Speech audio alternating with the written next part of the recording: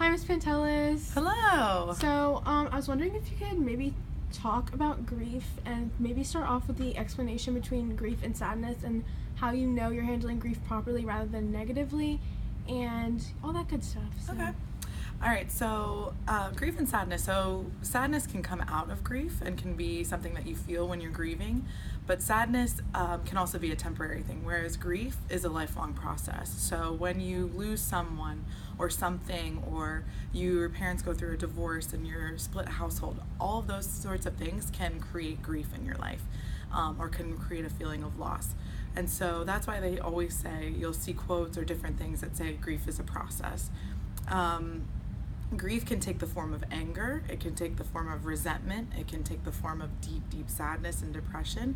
It can look a lot of different ways. It can also take the form sometimes negatively of, drug abuse or other outlets that people reach to that aren't positive coping methods. So it looks different. It just depends on the way that the person's experiencing it at that time, and it is a lifelong process. So, what would be positive ways to handle grief rather than, like you said, drug abuse or like just coping with anger or sadness, taking out others? So it really depends on the person, what's positive for them, but you want to look for things that will help you move forward and continue to move on. You're never going to stop missing that person that died. That's just not going to happen. You're never going to forget that person. You're always going to miss them.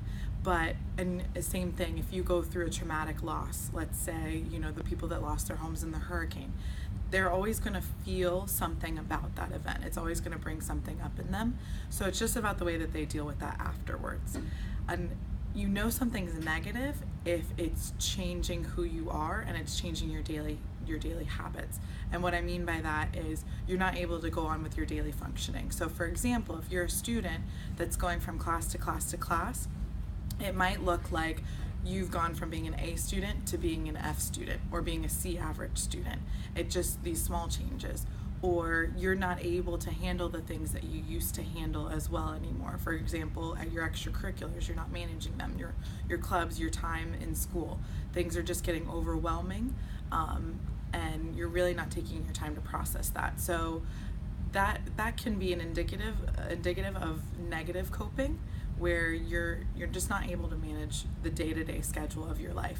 For someone in the working world, it might look like them maybe wanting to not go to work, to want to be in bed all day, being depressed, going to those outlets like abusing drugs, or feeling really angry all the time and not ever being able to get out of that feeling. So it really looks different for every person.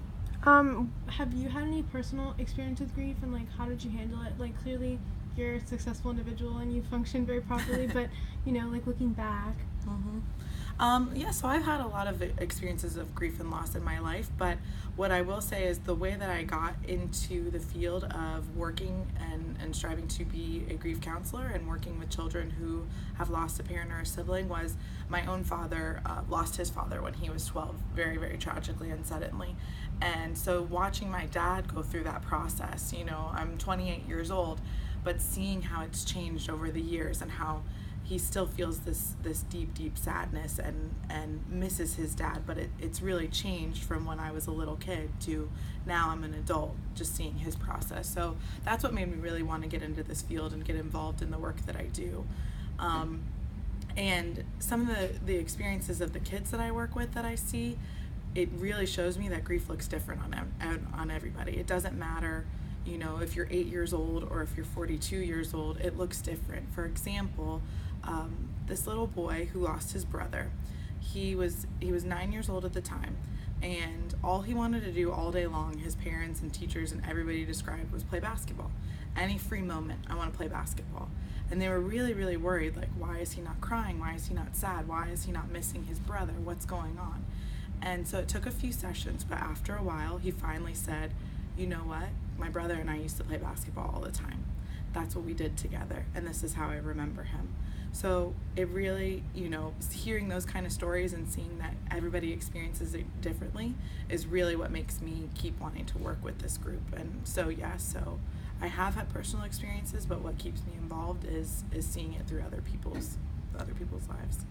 Do you have any final wrap-up words to say to those who may be grieving over the loss from the natural disasters or the loss of the 8th grader Kaylin, or anything like that. Well, first of all, I'm acknowledging your pain, and I know that it's a rough time. You have people here, a very strong support system and support network. You've got your counselors, you've got your teachers, your friends. Reach out to them, but also know, you're not alone, and you don't ever have to be alone and sit with your grief alone. And the way that I always describe grief, the favorite quote that I have is that grief is really all the love that you want to give to somebody or to something, whether it be a house or something that you've lost through a tragedy, and you can't do it anymore. So finding ways to fill up that hole that you have with other positive things in your life can really help too. So just know you're not alone. Just know we're here for you. We all love you, and your academy community is standing behind you. Thank you so much.